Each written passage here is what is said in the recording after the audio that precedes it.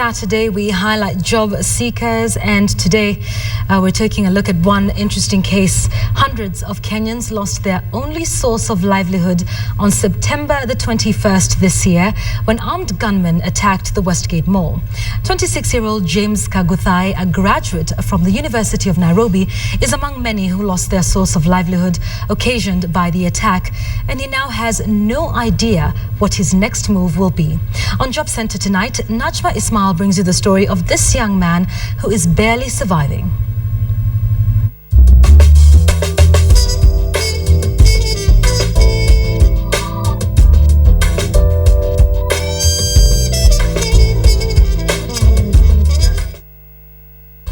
James Kaguthai became jobless after the Westgate Mall attack. The company he worked for decided to go on a break as they searched for another business premises. He was traumatized, but says he hasn't given up hope. 26-year-old James Kaguthai found himself back in his neighborhood in Kabete doing construction work 2 months after the tragic Westgate incident. This is not the only thing he has tried out after losing his job.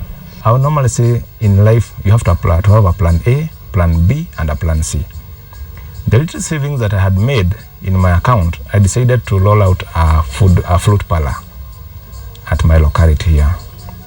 I purchased everything, including the containers, but I never got a space. I never got a house. The one that I had targeted, I was told that it could not be lent. James says he tried several other odd jobs in order to put food on his table, but hasn't been successful. This Sukuma Wiki garden ensures that he doesn't sleep hungry. However, one evening after watching Job Center, he decided to write to us. I went to a cyber cafe. At times I could not have some cash to load to my modem so that I can apply them here. So I went to a cyber cafe. I applied. I went to my email. I opened my email and sent my CV. And I wrote everything that I wanted. I described myself, whom I am. And that is when I sent it to ktn@standardmedia.co.ke. That is their email. His neighbors give him errands to run. The good relationship he has maintained with them ensures he's able to pay for his wooden house. At the moment, he's working at this small construction site that belongs to one of his neighbors.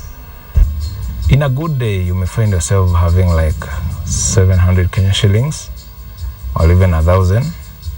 And in a bad day, you can just have 100 Kenya shillings. James graduated from the University of Nairobi in 2011 with a degree in procurement and supplies management.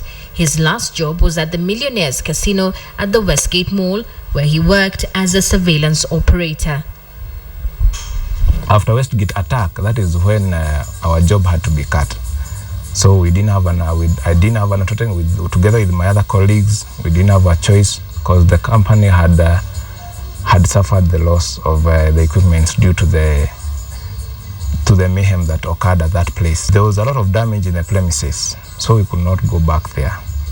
So that is when the company called us and told us that before they relocate, before they get somewhere else to do the job or to operate, we can as well be doing something else.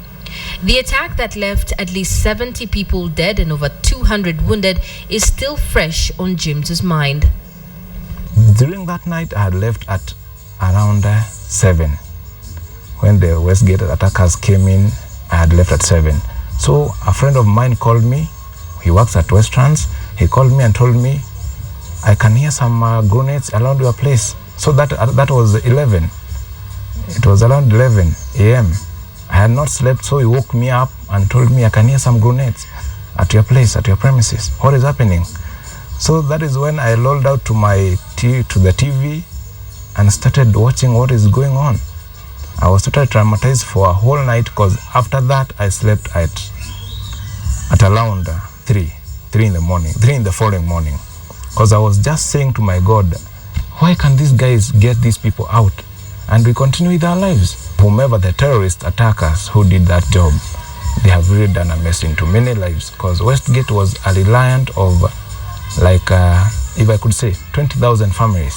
Job Center decided not to take James to a career expert, but to a therapist to help him deal with the trauma. We did not film the counseling session since it is considered unethical and against the rules of counseling.